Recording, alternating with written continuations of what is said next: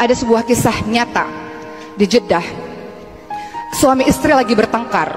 Suaminya marah luar biasa pada sang istri, dipukullah wajah istri. Kemudian istrinya menangis, tiba-tiba terdengar bel pintu rumah berbunyi. Ketika istrinya membuka dalam keadaan sembab matanya, ternyata ibunya sang istri. Suaminya dari kejauhan dredeg, deg-degan. Ya Allah, istriku ini pasti ngadu ini sama mertuaku ini nih, bahwa tadi baru dipukul. Orang tuanya tanya kepada si perempuan ini, anakku kenapa? Kok kamu nangis matanya sembab begitu, kenapa?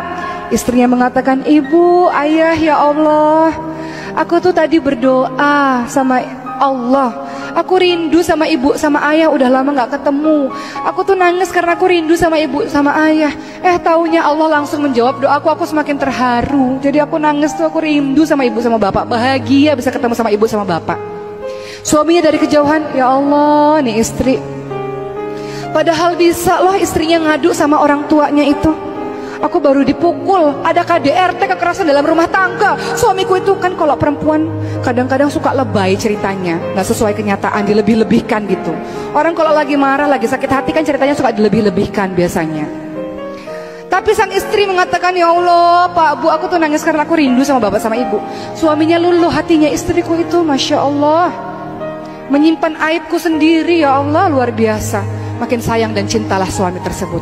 Jadi nggak perlulah cerita-cerita yang sekiranya membuat kita menjelek-jelekkan